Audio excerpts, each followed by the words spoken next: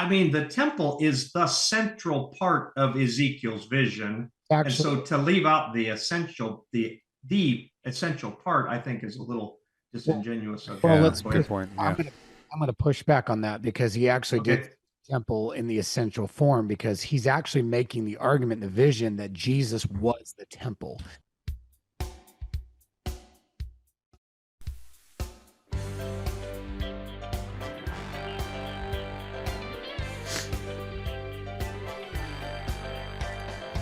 Welcome to TaNaCh Talk. I'm your host, William Hall, broadcasting live in Kingsland, Texas, USA, with another episode of Two Guys Exploring Christianity with my dear friend in arms, Greg Slowrad McBride, with two very special guests today, Mr. Jonathan Sheffield and Stephen Boyce. Welcome, gentlemen. It is a pleasure, and I'm very glad to have you guys on. So many of you will know Jonathan Sheffield from the really wonderful debate in San Antonio with Rabbi Singer, Greg McBride as the moderator. Who really had a hard time keeping y'all from laughing the entire time because he's such a comedian. It was very enjoyable, though. Everybody enjoyed it. So Jonathan Sheffield, welcome back. And then also a new face that I'm very happy to have on, Stephen Boyce. But rather than me introducing both of you, I would like for you both, starting with Jonathan, introduce yourself to the new viewers out here and your association with the channel and what's your faith system. Okay. Well, thank you for having me on the show. I really appreciate it. We had a really great time coming together in San Antonio, meeting physically for the first time, Yes. And sharing in a wonderful experience, a wonderful discussion with Rabbi Tovia Singer. It was a complete blessing, great turnout, and really appreciate all your support, William, in making it happen, as well as Greg. So definitely a big shout out to TaNaCh Talk to being part of this event in San Antonio.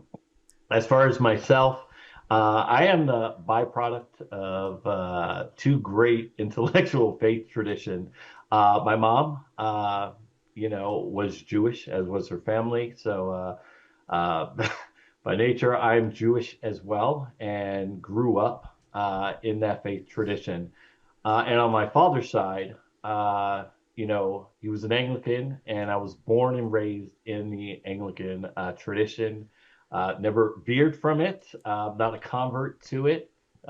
Baptized almost at the same time of my circumcision, but I grew up in two great, wonderful, competing faith traditions. And once again, I'm happy to be on the show with your audience, William. Excellent. Thank you so much.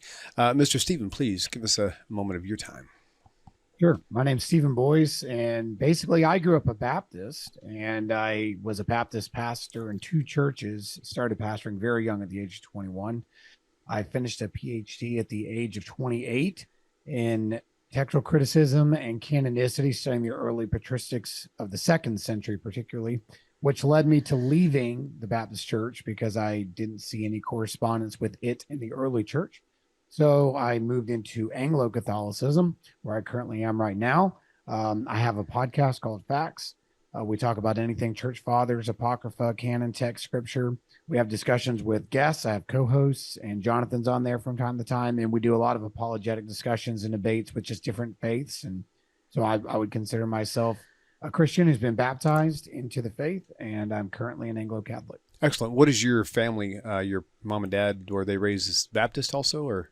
So my mom was her background is more Roman Catholic, but they converted more towards Baptist Bible church. And my dad was just a hellion. He was a drug addict, and he left home at, I think he was 15. He left at home to sell drugs. And he ended up converting to Christianity into the Baptist faith. Like a hitchhiker, he has a twin brother. They were hitchhiking, and this guy picked up my uncle hitchhiking one day and started sharing the gospel with them. And after about 2 years of kind of building trust and relationship, both my uncle and my dad converted to Christianity from nothing. So that's kind of their background. They're still Baptist. They're all Baptist. We have fun discussions about why I'm not anymore, but we still love each other, and we just agreed not to have certain conversations. Thanksgiving. Keep the peace. That's good. Okay. Heck yeah. Yeah. Shalom bias. Oh. So today, Greg has put this thing together. Thank you, Greg. And we're going to show you the differing views from Judaism to the Catholic world or the Baptist, however you want to call it, the Anglican view on the Book of Daniel from the time that it was written to interpretations therein. So I'm going to kind of just sit here and look pretty now. I need somebody. I need a makeup artist though, or something, and let you guys have at it. So, gentlemen, go right ahead. Greg, Greg, do you want to go ahead and take the next step and just kind of lay out what your goal is? Yeah. So and an aside, real quickly, if you watch the show for very long, I'm a squirrel and I go down. So, Stephen, I didn't realize that you were a Baptist. My journey out of the church began with a man named Robert Shank, who wrote a book called Life in the Sun, and he was an adjunct professor at the Louisville Southern Baptist Seminary. And I really reached out. I tried to find him because his book inspired me so much.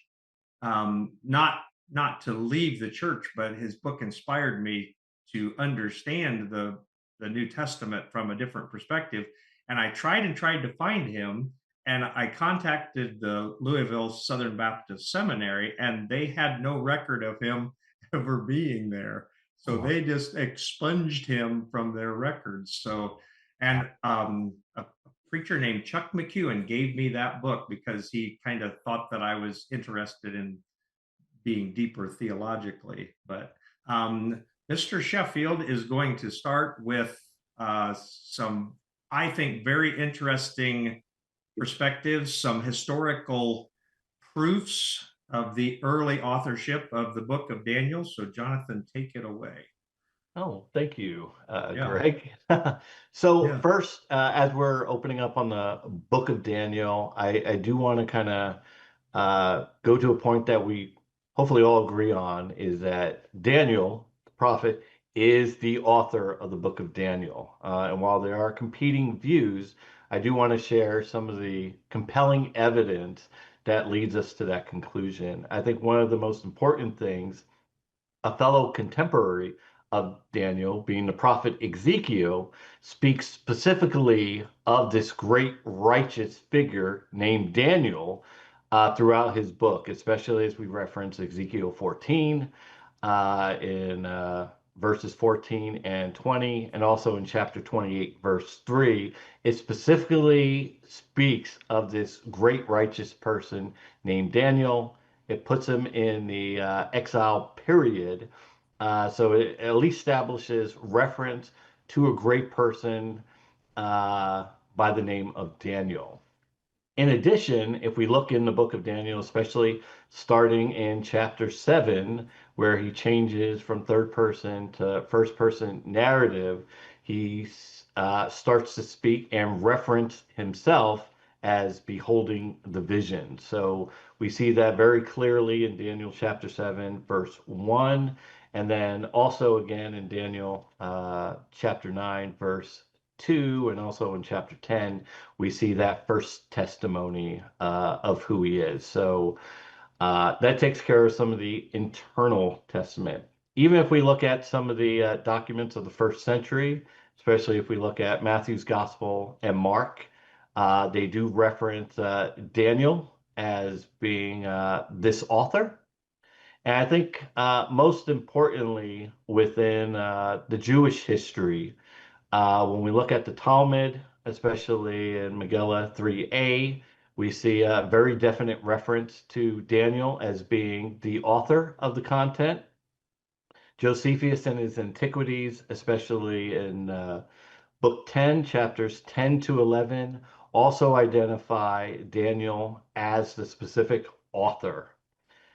And I think one point, there's two final points I do want to make. One of the references that Daniel mentions in chapter 5, when we look at verses 1 through 30, is Belshazzar's existence. For many years, the scholars was like, who is this person that this Daniel is talking about? He doesn't exist. He's not in the history of the kings. Until we got to the Babylonian Chronicle and the Nabonidus cylinder, we were able to actually find this figure that Daniel is talking about, which would give him firsthand knowledge if he was at the court of the empire. And I think one of the single greatest proofs to not only the authorship of Daniel is that in 332 BC, with the coming of the Greek conquest, Alexander the Great took down Tyre. And we have a lot of historical references that not only talks about the communication between the assistance that was needed from Alexander's campaign with Tyre from the high priest in Israel, but we actually have documentation that supports not only Alexander the great Macedonian king, coming into Jerusalem and giving tribute to the God of Israel, but the high priest actually presented the book of Daniel to Alexander and pulled open the chapters that specifically talk about his coming. After that portion, Alexander was just so impressed, he gave the high priest leave. The next day, he told him, whatever you guys basically want, you get. Yeah. Which is Yeah. incredible. So with that, Stephen Boyce, if you want to talk about some of your input on Daniel as well. Yeah, I think there's a lot of reasons. My study on it, when you and I did a 2-on-2 debate defending the authorship of Daniel, was particularly from different documents like in Qumran. So for Q Midrash Eschatology, for example, it's 1st century BC, and it even says it is written in the book of Daniel the prophet. And then it cites some of the visionary forms there. There's also a lot of indicators of the language. We talked about how there's Persian words. We talked about how there's different elements where the Aramaic comes into play too, and that there's forms of old Aramaic. Because remember, like there's different forms of there's old, there's official, there's middle, there's late, there's modern. And so that kind of gives us a timeline of the language too, because Old Aramaic's usually between 900 and 700 BC, whereas official and middle are closer to that 7 to 300 range. So if it is a later forgery during that Maccabean period that some have assumed that it is, we would expect to see more of that Aramaic that comes into play around the Middle Aramaic, but we don't. We find more of the official Aramaic in places. There's multiple writings that have demonstrated that. Townsley is one of them.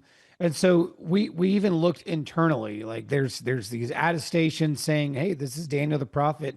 Contemporaries are saying it. Qumran is saying it. We have reason to believe it through the Septuagint. There's all these indicators in history that we presented. But then you have to ask yourself, well, if it was written in this certain period of time when Daniel's alive, we should see different things. It's like Greek. Greek went through different phases and developments. English has gone through different phases and develop. We don't talk in Elizabethan English anymore because things have changed in 400 years. Things changed even in these other languages. And so things that he said, major places, items, weapons that are used in discussion around that time period match the language that we find, especially in the Aramaic portions of Daniel in chapter 2, all the way down to chapter 7. So internally and externally, we see a consistency between the evidence, and we have no reason to deny that Daniel was directly involved in the writing of this book.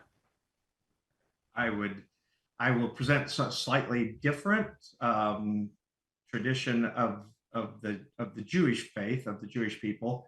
So the largest body of Aramaic that we have in the TaNaCh, it does exist from Daniel chapter 2, verse 4, all the way through Daniel chapter 7. That is all written in Aramaic.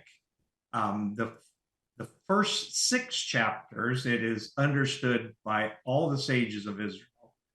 That first 6 chapters was written by the final great assembly, which was 120 prophets. These would Hosea would have been included in these prophets. Isaiah would have been included in these prophets. Zechariah was included in these prophets. So those first 6 chapters, the reason they read different, and there's no first person, is because the Great Assembly wrote that first 6 chapters.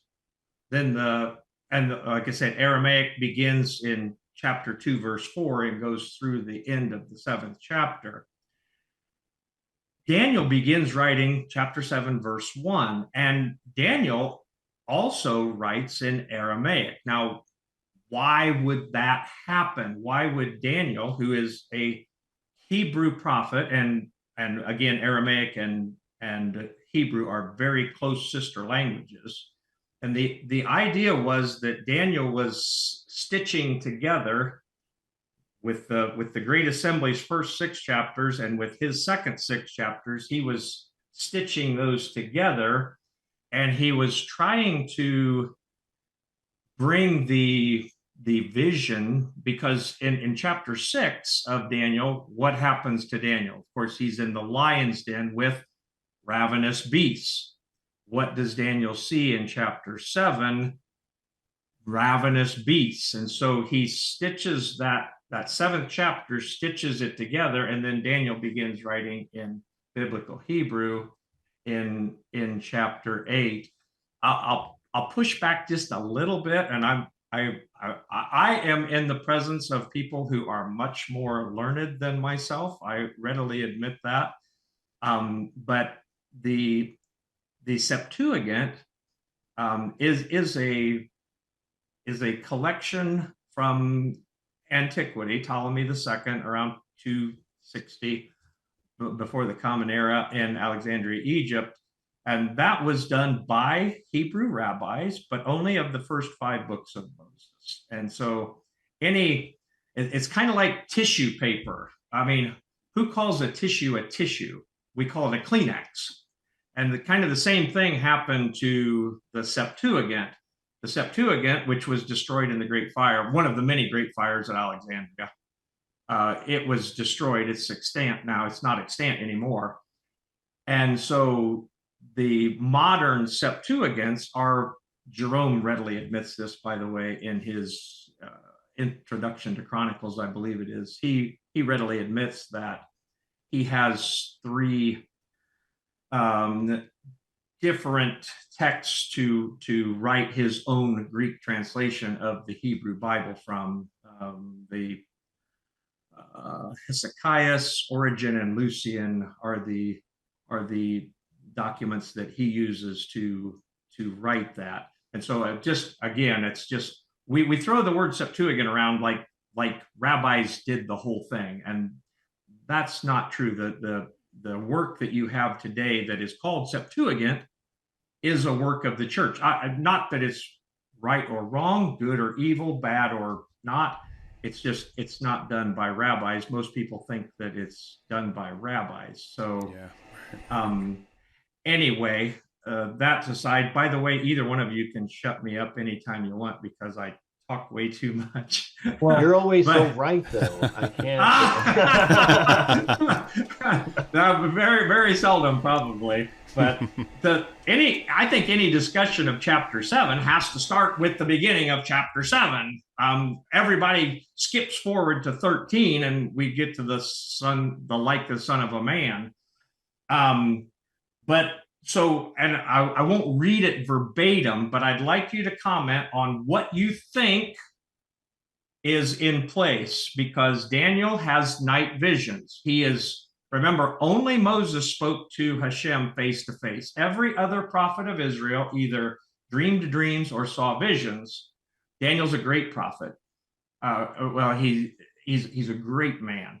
But An interpreter of dreams. Correct. He's the interpreter of dreams. So he sees 4 beasts. And he says that, and obviously the 4 beasts pertain, anytime you see 4, that's always the number, like Keter Laomer in Genesis chapter 14. Abraham has to defeat him. 4 kings are with him. And so anytime we see 4, we get that they will be antagonistic to Israel. All 4 of these kingdoms were great influencers in Israeli life. And so do you agree that in the first 6 verses of the chapter of 7, that Daniel is likening empires with beasts? In other words, I don't think anybody thinks that Babylon is actually a lion. Would you agree or disagree with that? And please comment. Whichever one of you spurts it out first. Yeah, obviously the empires. Obviously, we got Babylon, Merger, Persia. Obviously, we got Greeks, and then the last one being Rome, would signify the four great kingdoms he's calling upon. Obviously, going to have. Uh, Obviously, there was a plan for the people of Israel. Obviously, Babylon, the exile, Persia bringing back and rebuilding of the temple, obviously the Greek conquest and spreading. I think from my standpoint, the Greeks coming in and taking over Egypt and all these areas actually brought a whole lot of wealth of information in history. Like when you were talking about Ptolemy II, where they did an official publication, because obviously they're trying to get all this knowledge and information out there. And from my standpoint, it was the means that God used to spread not only the history of the great people, but to make himself known to these empires and to all nations of the world. I don't think it's a coincidence that the Greeks, after they defeated the Persians, and obviously the Jews came under their kingdom, and especially where I brought up with Alexander, that all this wealth of information comes out of Egypt, testifying to the history of the Jewish people and promoting the work of the God of Israel. So it really shows their plan. So I'll shut up there, but obviously Okay. I agree there, and it's part of the mechanism where he's making himself known and providing a specific course of history that isn't seen in any of the other natures. That's why when I look at the book of Daniel, it's doing something unlike anything in the Greek histories or anything else that we see different in this publication or this narrative or this definitive history that is going to be set for his people. Okay. Stephen, do you agree that Daniel is likening these empires to beasts and not actually meaning that they are those beasts? Yeah, so I take a little bit of a different application, not interpretation. The interpretation I agree on, they represent something beyond themselves. This Correct. Yes. apocalyptic literature, which seemed to be really started getting introduced in Isaiah, but Ezekiel ran 100 miles with it. But apocalyptic literature became a very primary source. It was even used by the early church. They had a lot of apocalyptic writings, and it was all given this kind of imagery. The only difference is that I find in interpretation of these beasts is that the primary beasts are not representing kingdoms, but the king of those kingdoms. And the reason I say that is in the interpretation of verse 17, the great beasts, which are four number, are four kings which arise from the earth. Now, naturally, which flows from that is their kingdoms, because they represent as the heads a kingdom, which are the ones that we've just listed. So when we're seeing like Antiochus of Epiphanes, or where we're talking about Alexander the Great, or whoever we want to start putting in application, because there's a lot of theories, interpretations, I have a fundamental difference on what these beasts are. I actually think they point, and Daniel's pretty prolific in this, because throughout the rest of the writings, we see even in the spiritual warfare that's going on in these visions, that you have the princes of Persia fighting against the great prince of Israel, Michael. And then you have over here, the princes of Greece are coming, and you have Gabriel trying to get these messages of Daniel. And he's like, well, I was hindered. Michael came to my stead, and he took my place, and I'm coming to tell you this, but be ready. The princes of Greece. It seems like that the main focal point of each of these prophecies in the vision is focusing on the leader, the powers themselves, the spiritual power behind each of these kingdoms, which are spiritual forces of angelic powers. And then the king by which there are um, really the thrust of the kingdom's power is entrusted in those people.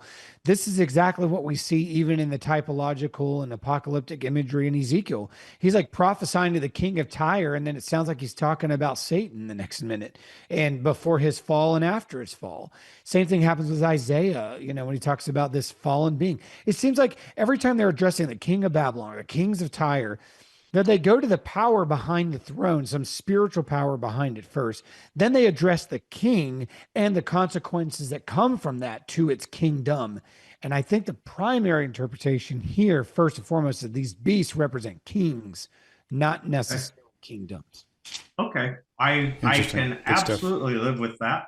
I think that, and I'd like to put a pin in your Satan Ezekiel reference there, because you can't go down every rabbit hole. Yeah. By the way, I'm not saying that dogmatically. I'm saying this is the discussion that. Correct. Yes, I think I understand. It's great for Christians to discuss that, because I got taught the same thing in the church, and then I read the Hebrew Bible. But so I will absolutely agree with you that the king of each of these four beast empires is at it's a very fair assessment to say that they are representing the king, and the king reflects the empire. I think that's true in our modern world. Yeah, and I would agree with that too. Obviously, there's a reference in Daniel 8 referencing the Greek, in that case being Alexander the Great. Obviously, he represents his empire. Right. And I see that. So no, that makes sense. But Go ahead. Right? But I think it's going to be very important moving forward as we continue to work.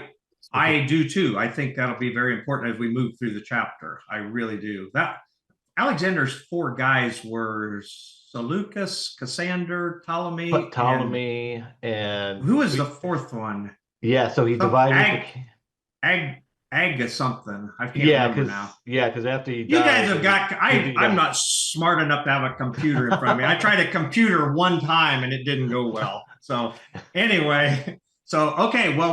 So we've pretty much in agreement that the beasts are exactly like the text says. They are like. This is what these empires are likened to, and the fourth beast is exceedingly great. And then we get down to verse 9, and Daniel speaking in first person, because Daniel is actually writing this himself in Aramaic. I watched as thrones were set up, and the one of ancient days sat. His garment was white as snow. The half of his head was like clean wool. His throne was fiery flames, its wheels blazing fire. A stream of fire was flowing forth from before him. 1,000 thousands were serving him. Myriad of myriads were standing before him. The judgment was set and the books were opened. And I know that the Christian position is that when it says thrones were set up, that's plural for thrones. And Christians always say, well, that's one throne for God and one throne for Jesus. And for some reason, the Holy Spirit doesn't get a throne, but that's not germane here. But good point, though. Yeah. What's that? Good point, though. Okay. Well, it is, but go ahead, Jonathan. Yeah. What I like about verse 9, and just to kind of tie in the Christian perspective, because we see similar imagery in terms of the thrones in John's Apocalypse in Revelation 4:2, where a throne was set up in heaven and one was seated upon there. So we do see similar imagery that obviously, from the Jewish perspective, was it borrowed? They took this. I know Stephen talks a little bit about, the imagery and all this apocalyptic literature. So whether the Christians borrowed it or it's actually true, right. We see a very similar connection imagery in Revelation 4:2. But I'll just leave it at that. Okay. Yeah. What John on the island of Patmos is doing in that passage is he's seeing the same visions that other prophets before him did, and he's bringing them to their full consummation. So in his record, he is seeing what Daniel saw, he is seeing what Ezekiel saw, and he's seeing the full final fulfillment of those things in the person of Christ. That's what he's doing. He's unveiling Jesus Christ. That's what he says. So naturally, there you could say borrowing in that regard, but No. so yes, they are using same imagery because he's obviously looking back at the Old Testament and assuming we all did too, in order to understand his visions. Yeah, and I John, was just using borrowing just from a neutral right. perspective. But Yeah. no, I like the way you said it, Stephen. Yeah. I'll push back a little bit again here. Sorry. The 21st chapter of Revelation, John doesn't see Ezekiel's vision. John on Patmos Island specifically says, I saw no temple.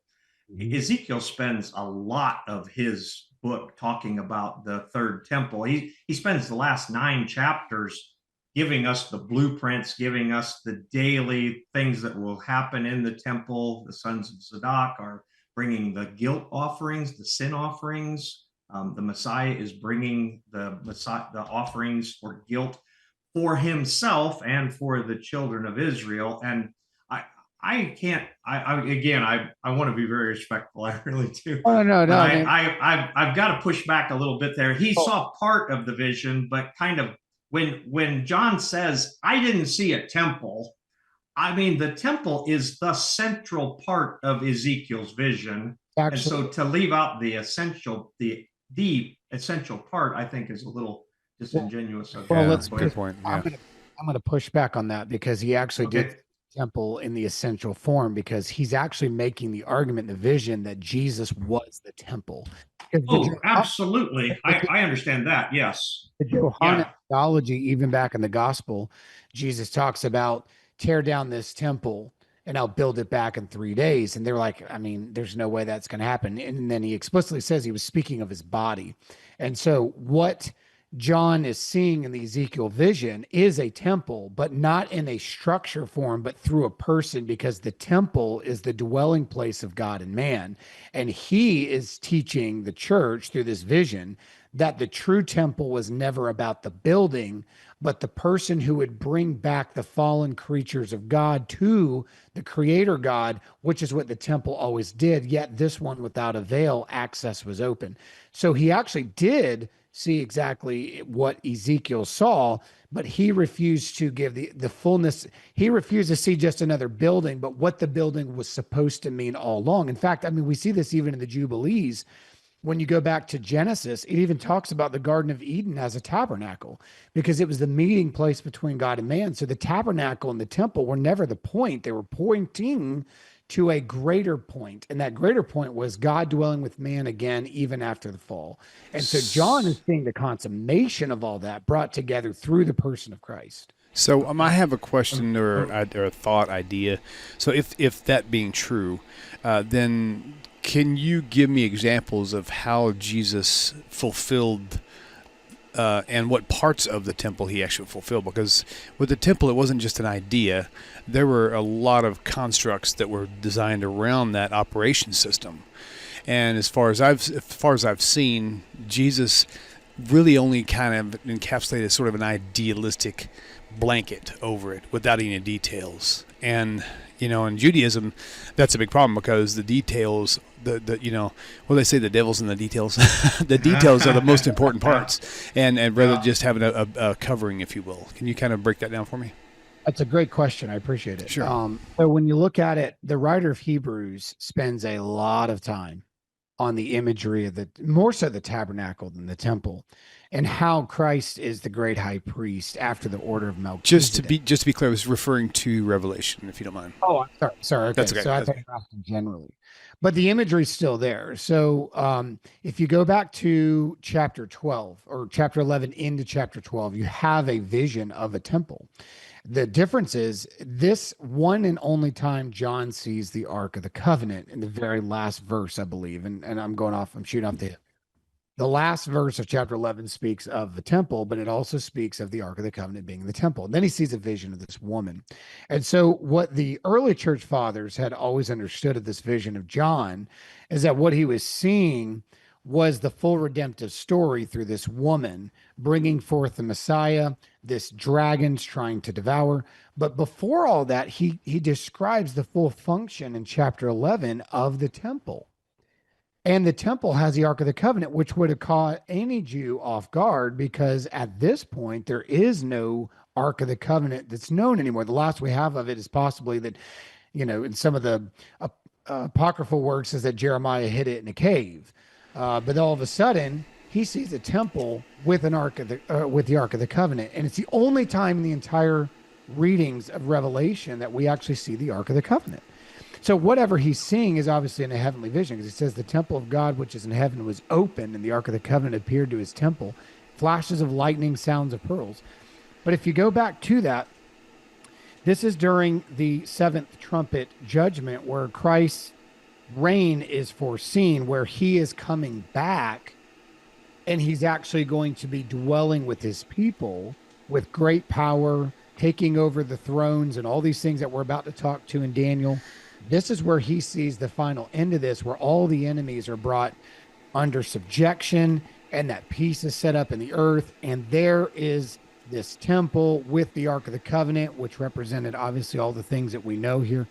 And so here, what he's speaking to is that there is a temple, but it's not about the building anymore, because remember, he's seeing a heavenly vision, and the heavenly visions of the tabernacles were only patterns of the greater one to come. And then he introduces in the next vision the Messiah, a Messiah who, similar to a situation that happened with Moses, where there's this evil emperor, this evil king, right, that wants to destroy the child. That's what happened with Moses. There's this evil king that's always trying to destroy somebody, the people of God, but God sends a deliverer. God does something miraculous. He either opens the sea, or he does something what he did in the story with Jesus in Matthew chapter 2. And so we start seeing these patterns that are very similar, that God has delivered from this great serpent, this dragon, like we see in Genesis 3, that's warring against the seed of the woman. And so he's seeing all of this through temple imagery, because he opens the vision with the temple in Christ's return, but backs up the Christ's return to this full form of how the Messiah came into the world. He ascended back to the throne, back to the Father. And he's actually now removed the powers of evil from the heavenly domain. They're now on the earth, because there's like this warning of woe to the inhabitants of earth. And now we're wandering in this wilderness like the children of Israel were, and we are battling the elements until Christ defeats the last enemy, death himself. And so that's the imagery here, is the temple is always pointing to a person, particularly even in Revelation, in the vision that he had in chapter 11 and 12. So Jeremiah does have a prophecy somewhere in there, and I can't remember where it's at, where he says that the Ark of the Covenant will no longer be necessary. It's like it's going to be like not even important. So for John to mention that as something that is there, it does seems like it's a little bit of a hit and miss. But remember, it's a heavenly vision. It's not something he's seeing. It's a fine line. I guess the question would be, and I apologize for going down this rabbit hole. I just thought, I remember where John sees John just says, "And I saw no temple therein, for the Lord God Almighty and the Lamb are the temple of it." And I just wanted to juxtapose that against the very clear teaching. And viewers of this channel, this is a great place for viewers to have very significant input. If a viewer would just start reading in Ezekiel chapter 40 and read through Ezekiel chapter 43, where Ezekiel spends 4 full chapters giving us the porches, the stairs, the windows, every detail of the temple, where the brazen altar will be, where the Holy of Holies will be. And ironically, if Herod would not have extended the Temple Mount, the third temple would not fit on it.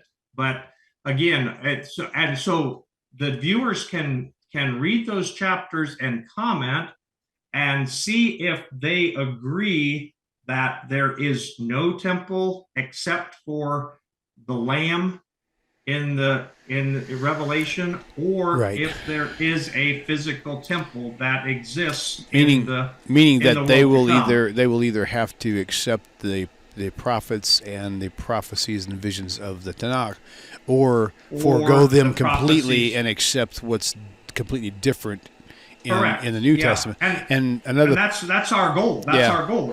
Just if you want to believe the Christian Bible, that's fine. Sure, just sure. Don't say that the Christian Bible is confirming the prophets of it. Well, or make up your own mind.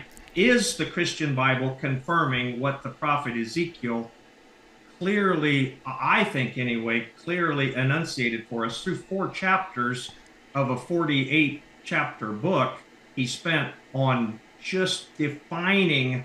I like the blueprints like I get sometimes are not as detailed as what Ezekiel gives us for the building of the third temple. And now we go back to Daniel chapter 7. Well, go ahead, Stephen. Couple of things. John actually says he sees a man measuring the city and all of its walls and so forth. So there actually is a similar measuring line that goes into Revelation. Well, let me ask you this. What is more ideal? That humanity would have the Garden of Eden, as Jubilee's called, the tabernacle. Is that the greater condition of humanity, to be back where Adam and Eve were, or back where Moses and the prophets and the Second Temple Judaism? What would be better for humanity? The full on. So we're going to leave Daniel chapter 7 here. No. I'm just asking. It's not meant for discussion. I'm just asking a question. Okay, that can be a rhetorical then. So, all right. Which one? No, I'm just asking. Well, the one, regardless of which one is better, the one that will happen, I believe, is the one that is prophesied by the prophet. Right. Ezekiel. I think anything else would be irrelevant. Obviously, yeah, anything else would kind of be, from a Jewish perspective, would be irrelevant, because what the Christian world misses, again, I was Mr. Church. I really was. The temple, when it functions in the world to come, and it functions forever. Hopefully we'll get to that in Daniel chapter 2 here. but the temple functions exactly like it did when Zadok was the first high priest under King Solomon. Only what is changed is the world. The world has been changed by the coming of the final Hebrew Messiah. Remember, Messiah, there's no such thing as the Messiah, but it's the final Messiah, and he will be a patrilineally descendant of King David. And note also note that he is not going to, according to the Hebrew scriptures, he's not going to save people from their sins. He's not going to these things. Because this is all going to happen. He's not even going to come until after these people have already repented and already forgiven, that they've stopped sinning on their own. They got to save them from their sins. You know what I mean? So yeah, they because Judah, I see Isaiah chapter 55. Judah, the ones of Jacob, have turned from their sin and have welcomed the Messianic age. And everybody in the world, including Jews and Gentiles, everybody will know Hashem.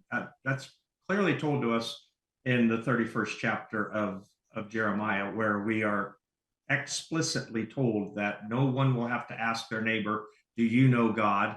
For everyone will know God. There'll be peace. There'll be the Messiah will be reigning. The Torah will go forth out of Jerusalem.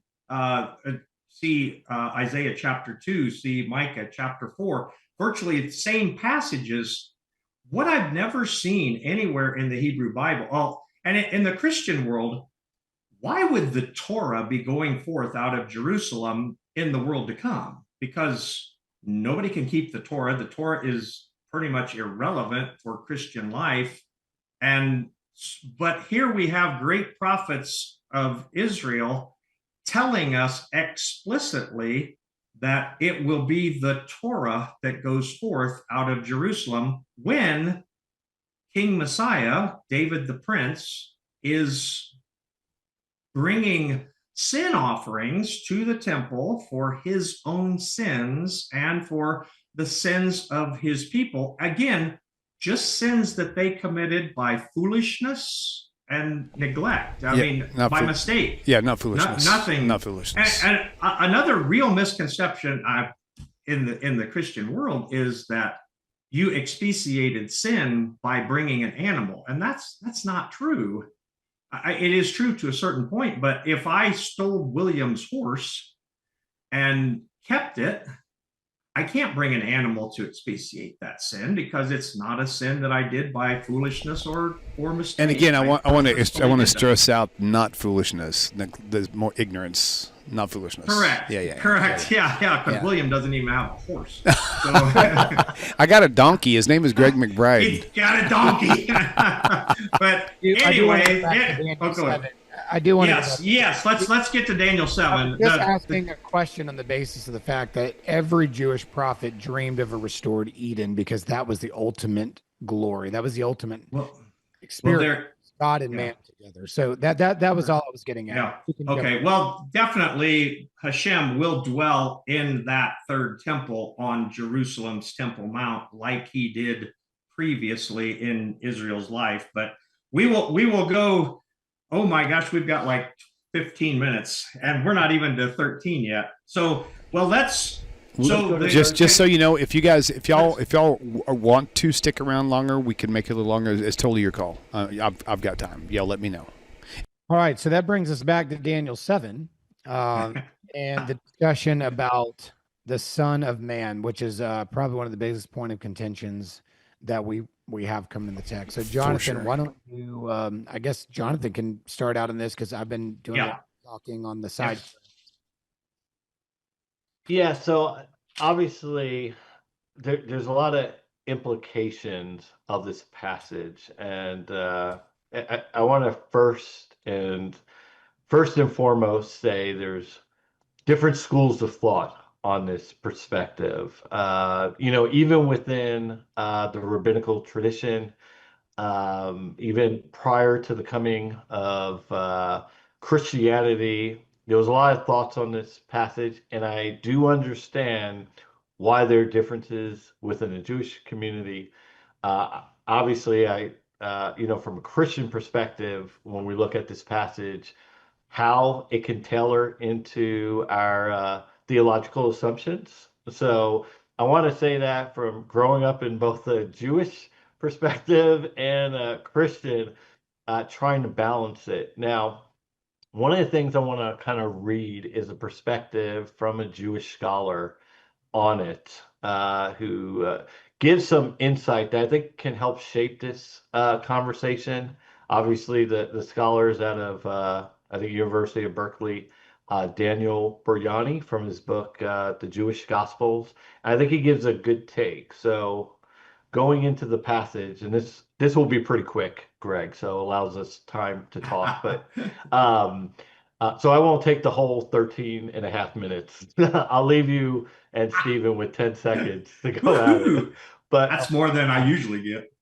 So bringing up the passage, he thought, I saw in the vision of the night, and behold, with the clouds of the heaven, there came one like a son of man, and came to the Ancient of Days and stood before him and brought him close. And to him was given rulership and the glory and the kingdom and all nations. People and languages will worship him. His rulership is eternal, which will not pass, and his kingdom will not be destroyed. Now, Daniel Burjani comments on this passage. And what he says is, we can begin to see here a notion about redemption that is quite different from the expectation of the restoration of a Davidic king on the throne of Jerusalem. What this text projects is a second divine figure to whom will be given eternal dominion of the entire world, of a restored entire world in which this eternal king's guidance and rule will be in accord completely and finally with the will of the Ancient of Days as well. Although this Redeemer figure is not called the Messiah, this name for him will have to wait for later reflections on this Danielic vision, as we shall see below. It brings us close to at least some of the crucial characteristics of the figure named later the Messiah or the Christ. And in describing those characteristics, he says he is divine, he is in human form, he may very well be portrayed as a younger appearing divinity than the Ancient of Days. He will be enthroned on high, and he is given power and dominion, even sovereignty on earth. And to kind of just finish up real quick, he makes a point that all these characteristics of Jesus the Christ, as he will appear in the Gospels. Now, obviously, Daniel Brignardi doesn't believe that Jesus Christ is the Messiah, but what he does point out is what's at least portrayed in the Gospel accounts. Jesus is taking upon him these characteristics, which is alluded in Daniel's prophecy. And there, I'll just stop to allow, Greg and Stephen and William to reflect. But I found that quite interesting from a person that who is Jewish. He gives a different perspective within Judaism to just kind of reflect on some things that we may see that kind of shapes some of our theological assumptions. But I don't know, Greg or Stephen or William. I'll save my opinions till the end because I think Greg will probably cover what I've got on my mind. I think I probably will. So as we read from the Hebrew Bible, I was watching in the night visions, behold, with the clouds of heaven, one like a man or like the son of a man came. He came up to the one of ancient days. We kind of established that there's only one Ancient of Days that was seated on a throne. There are two thrones that are set up, one for justice and one for mercy in the previous verses. But then this one, and keeping with our idea that since the beast empires were not literally animals that were describing them, the Hebrew perspective of this is that this is also when we liken the final Messiah and the nation of Israel, they're kinder and gentler than the four beast empires that existed before them. There are two real problematic mistranslations of the Hebrew Bible in view here in 13 and later on in the chapter. Both of them are corrected in multiple Christian translations of this text as well. The Revised Standard corrects all of them. And the first is that this one who comes with the clouds of heaven and is like a man or like the son of a man gets worshiped. The Hebrew Bible doesn't say that. It says that he is served, just like Nebuchadnezzar in Jeremiah chapter 27, I believe, first 4 verses. Nebuchadnezzar is served by all the nations of the world. Much like this one who comes with the clouds of heaven will be served. And so when they serve him, and the dominion, which is kingship, which is authority, which is ruling, which is what King David did. King David had dominion over the nation of Israel, all the tribes of Israel. And this exact same thing is stated in the 2nd chapter of this very book.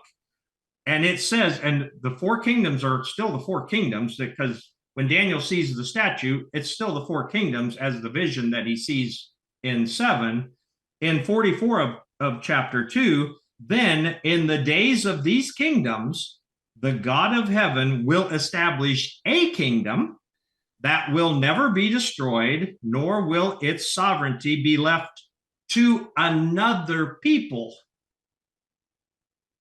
It will crumble and consume all of these kingdoms, and it will stand forever. And the people that are in view in Daniel chapter 7, which is terribly translated in the King James as saints, because when I was in the church and you read the saints, well, that's Christians. But the Hebrew Bible doesn't say that. It says the holy supreme ones, plural. will receive the kingship, and they will inherit the kingship forever and ever and ever. That's verse 17. Then in verse 22, until the one of ancient days came, and the holy supreme ones were granted justice, and the time came, and the holy ones inherited the kingdom. Verse 25, he will speak words against the supreme one, which would be God, and he will exhaust the holy supreme ones. And then the second to last verse of the chapter, Daniel ties it all together. And this is obviously the angel Gabriel giving him the interpretation of the dream, of the vision that he had. And the kingship, the dominion, and the grandeur of the kingdoms under all the heavens will be given to the holy supreme nation. Its kingdom will be an everlasting kingdom, and all rulers will serve and obey it. And this is everywhere in the TaNaCh of when the final Messiah comes, he will rule over the nations. He speaks peace to the nations, and they lay down their arms, just like Mr. Trump is doing right now. But these are all very clear, I think, from a Hebrew perspective. I think this is very clear, and I think what Christians would have to ask or would have to answer in light of this very clear 4 verses prophecy is, when was Christianity ever a nation or a government as a religion? Because we have the ethno-religion of Judaism. Judaism is a nation and a religion, both. I'm unclear as to when Christianity was ever considered to be a nation which could fulfill this prophecy, or when they were ever when Christianity was the dominion that would be over the whole world. And I'll be quiet for now. Stephen, do you have any thoughts? Yeah, so I want to, for sake of clarity, a question. So are you saying that the one like unto the Son of Man is not the Messiah himself, but the people? No. Keeping with the idea that the king is described as the symbol for the nation, for the empire, when the Messiah is described as one like a son of a man, or like a man. And he comes with the clouds of heaven, which Israel is the only nation in the world that spends a week every year with no roof over their heads. And Gog is just the Hebrew word for roof. And so the Gog-Magog war, which is closely tied to this chapter 7, is literally the people of the roof versus the people of the clouds, because Israel dwells without a roof every year for 7 days. And so the one who comes with the clouds of heaven is King Messiah, but he's not the Messiah. He's just the final Messiah in a long line of messiahs that has existed in Judaism forever. It's just an anointed. Every Kohen Gadol was a Messiah. Every king that sat on David's throne was a Messiah. Every prophet of Israel was a Messiah. In the Christian world, that's why I'm so empathetic to Christians, because Christians never get taught this. They just think the Messiah. Well, that's a single person. That's just not true. There are many, many messiahs. The word Messiah is mentioned, I believe, 39 times in TaNaCh. And every time it's a different guy. And ironically, this one who comes on the clouds of heaven is never actually called Messiah. he's a Messiah. Yes, Jonathan. Sorry. I Yeah, that's fine. Raise Yeah. my hand in class. You don't ever just interrupt. No. I'm trying to always be polite. I got a question on this theme. It's for all of us to kind of weigh in on. Obviously, in the Gospel of Mark, which is kind of a fascinating discussion that alludes back to this passage. So in Mark 14:61 to 62, just for point of reference, the high priest asks of Jesus, "Are you the Messiah, the Son of the Blessed?" Now, there's a natural allusion to this passage in Daniel 7:13 that we're speaking to. And Jesus answers and says, "I am." So he understands exactly what the high priest is asking him. And he says, "I am, and you will see the Son of Man seated at the right hand of power and coming with the clouds of heaven." And so you see this allusion, or at least sort of this idea from the high priest, from this verse in Daniel, of this imagery, the Son of the Blessed, one like the Son of Man, the sort of successor to the Ancient of Days. So I just want to kind of get everyone's thoughts and kind of tie everything in. Well, I was going to say something ahead, earlier as a fourth opinion. I was going to offer my 1.5 cents worth of whatever's left. You're running the podcast. You should be taking more time. Yeah, it sure showed. That's okay. So the thing that kind of threw me astray whenever I was kind of looking into this while I was still a Christian, that really confused me, was, Jesus is referred, or the Son of Man is mentioned over 80 times in the New Testament. It's referring to Jesus every 86 time. times. 86 times. 84, depending on your translation. And so in Psalm 146, it literally says, and could King David be wrong? Maybe this is the question. So, or the author there, it says, "Do not put your trust in princes, nor in the Son of Man, in whom there is no salvation."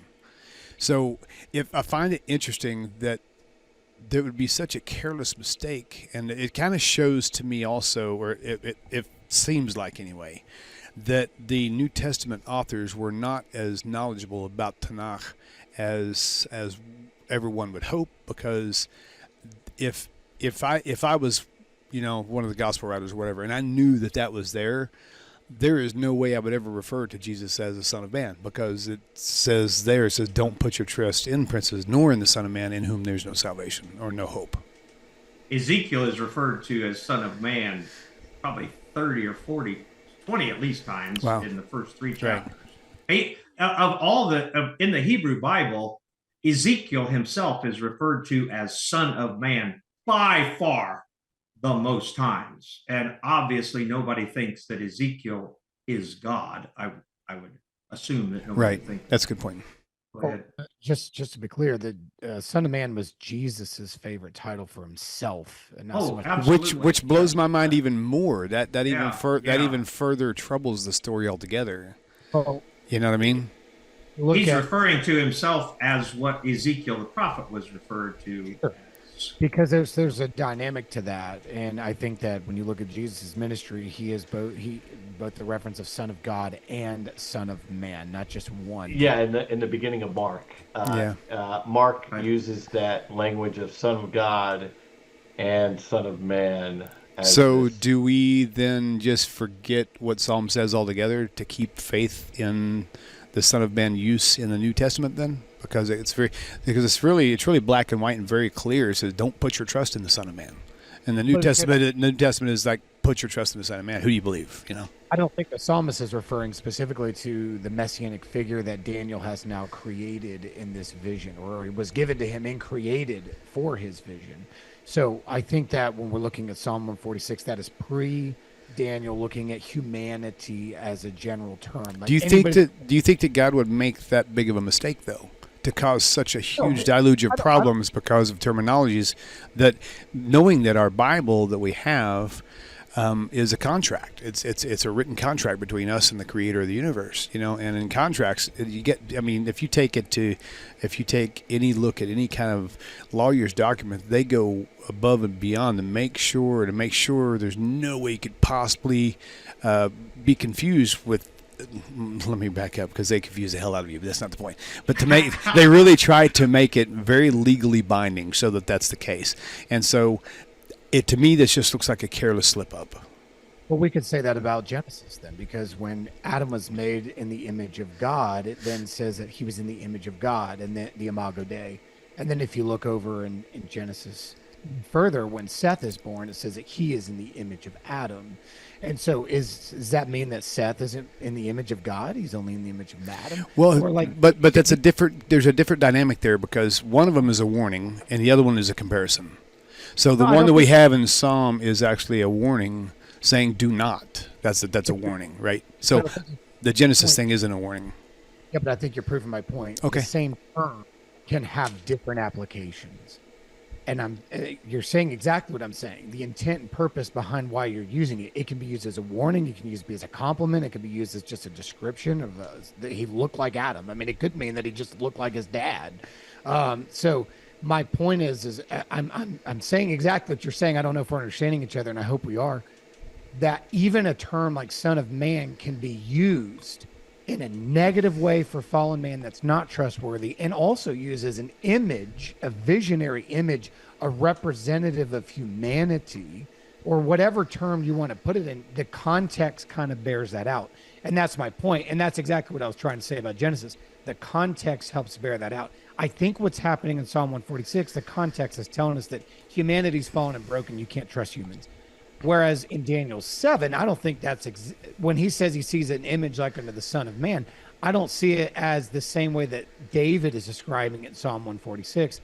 So when Jesus chooses to pick that name for himself, I don't think he's looking at the reference usage of it in Psalm 146. I think he is, and this is what Jonathan, you quoted, Mark, and I'm pretty sure I'm representing you here, and if I'm not, tell me I'm wrong. Your point is that even in that self-attained description, even the Jewish leaders knew Jesus was making a Daniel 7 reference. So the high priest finally says, let's just get it straight. Are you claiming to be Daniel 7, Son of Man? Yeah, the Son of the Blessed. Yeah, and that's where he says, I am, and I'm coming like the clouds of heaven, which he's reiterating that passage from Daniel.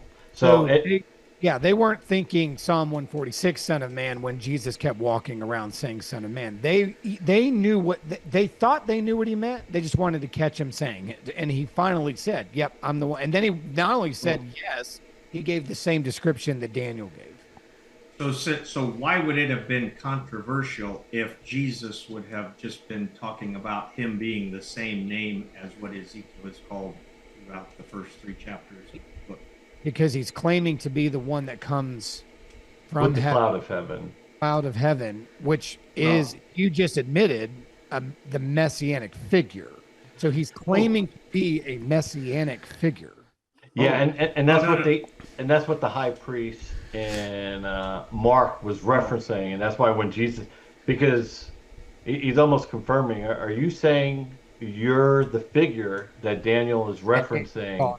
And then he says, I am, and I'm going to come with the clouds of heaven. So he's connecting that terminology. So let's take it to a little bit further. I'm absolutely conceding that Daniel 7, 13 and 14 is King Messiah. No question about it. This is the final Messiah.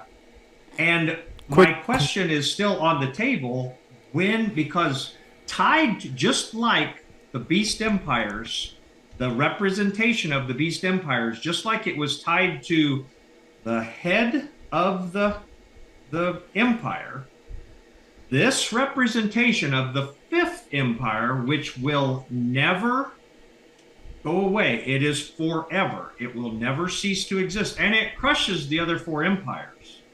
So keeping in that theme of the representation of the 5th empire, every empire has subjects. Do we agree on that? Yeah, for sure. Okay. Yeah. Okay. So this fifth empire that is represented by the fifth representation, which is a man, or like a man, it's like a man. This is the King Messiah, and the people who he has dominion with, according to Exodus chapter 19, verse 5 and 6, is Israel, because they are the holy supreme nation. They are the subjects, the people of this final leader of the final empire. See chapter 2, see 39 of Ezekiel, see multiple other texts in the Hebrew Bible that clearly depict Israel as being the final empire. So again, I think my question is still on the table. And again, no question, this is the Messiah. Did Jesus govern the nation of Israel? And when were Christians known as a nation? Because it is a nation, according to the second chapter of Daniel, and according to this chapter of Daniel, this figure, like the Son of a Man, he will be the king, that's the dominion, over this nation. Before y'all answer, I would just want to point out something else too, that the idea of the Messiah from TaNaCh perspective isn't someone that you have to believe in or put your faith in, and he's definitely not someone who's going to save you from anything. Just wanted to put that out there. Go ahead. And sorry, I'm back in focus. I lean to the right. Hey, as long as your personality isn't blurry, we love you. Okay, thank you. So, kind of going back to this in the nation itself, the nation of Israel was established by God in a covenant with Abraham. I'm not telling anybody here anything you didn't already know. Abraham was not a Jew before the covenant. He was from Ur the Chaldees. So when we look at the covenant with Abraham, the entire purpose of that covenant is that through his seed, singular, not plural, and Paul points that out, all the nations. Can you help me with that real fast? Offspring. The reason why I'm asking that, because when I saw a deer out in my front yard, or if I saw a deer out in the front yard, it's the same exact word, but it can mean singular or plural. So can you tell me how is definitively, just because I really don't know, but how is it definitively a singular? Well, Paul pointed that out. No, I mean not by Paul, but actually the Hebrew from the TaNaCh, not from Paul. So the offspring itself, well, specifically, we can assume that he, first of all, had Isaac in mind when the promise was given, because that was the son that he was going to do it. Obviously, Abraham had more children than Isaac. But specifically, when he's talking about through your seed, all the nations of the earth would be blessed, that there was going to be this continual line. All other nations would be involved, not one, all, through that seed. Now, here's where Jesus comes into play with your specific question. I believe I'm answering your question. When you look at the kingdom of Christ, he keeps speaking about this kingdom. It's not of this world, but it's coming to this world. It's an already, but it's not yet. And so he speaks of this kingdom, and then he speaks specifically of that he was sent to the household of Israel. First and foremost, that was his calling. That's why he was sent to earth, was to the Jews. But from the ministry of redemption that he believed he accomplished to the Jews, he would send his Jewish disciples into the nations, because that was the last thing he said before he ascended, is that all authority in heaven and earth were given to me. Go into all the nations and make disciples. So that by the time that Peter, one of the disciples, ends up talking about his reflection on this, he tells all of these Gentiles in Rome that you are a kingdom of priests unto God, which goes back to the Torah. That's the same thing that was said of Israel. So that anyone who is in the believing faith of Abraham, by faith, Abraham's the one that came into this by faith, that anyone who follows Father Abraham, if you would, spiritually are descendants of Israel. So this is the Christian view. I know you don't agree with it, But when we're looking at nationalities, Christ was seeking to create one bride unto the Father. Jew, Gentile, all together under the same banner, under the same Messiah, under the same kingdom, under the same rule. And so when you ask about the nation, it is a nation of king and priest unto God, which includes Jews and Gentiles, which was always implied, even in the covenant of Abraham, that all the nations of the earth will be blessed. We even see this in Jeremiah's prophecies. We have this idea that the even Isaiah talks about it, like where the other nations will come and bring honor and homage. So there was always this idea that God would redeem humanity, not just a single people group, but that he would do it through the Jewish Messiah, that through that covenant with Abraham and through that covenant with God's people, the final result would be all nations would be under his banner, one nation. Well, let me point out again, I hope I don't have opinions. I just want to read what Daniel actually says. And so you'll have to answer this in 44 of chapter 2. Then in the days of these kingdoms, the God of heaven will establish a kingdom that will never be destroyed, nor will its sovereignty, its kingship, be left to another people. And so how could, when Daniel was giving this prophecy, there are no Christians at this time. And Daniel is very specific. He's only addressing the Hebrew people, the Hebrew nation, just like he does in chapter 7. And again, I'm racking my brain and trying to find a time. I see where you're going. So maybe we can answer. I think I know what you're asking now. Thank you. Okay. Let me ask you it in this way. Was it possible before Christianity for a Gentile to be a part of the Jewish nation? Let's take Ruth, for example, a Moabitess. Was she able to be a part of the covenant with the Jews and considered a Jewish? Absolutely. She has her grandson, David. Right. And so we would say others too were a part. There were other, go ahead. You could always choose to join Israel. Yes. So when you're looking at Christianity from that illustration, the covenant with Abraham was made to establish a nation. Through that nation, other nations would be engrafted. And Paul used the word in Romans, we are engrafted. We don't replace the vine. He tells Gentiles in Rome, you don't replace the vine, being Israel, because they are the established covenant people. We're like the wild plant that grew over and engrafted and bound itself to it. We're built on that covenant so that we are engrafted into the covenant of Israel. So from a Christian's perspective, a Christian can say we are a part of that nation if we're looking at it from covenantal language, because even Gentiles, like you said, can be a part of the Jewish nation while not being ethnic Jews. Now, we believe there's a lot of nuance of spiritual development in that through the Messiah that we know you don't agree with, so we're not even going to even pretend that doesn't exist. But to answer your question, the same way that Ruth would have came into the nation of Israel, we believe all believing Gentiles have entered into that Israel covenant of Abraham by faith. The difference would be that any Gentile including Ruth, by the way, Ruth was a Moabite, and Moabites were specifically kept from joining Israel. Right. How did she do that? Because the oral Torah taught that it was only Moabite men that couldn't enter into the congregation of Israel.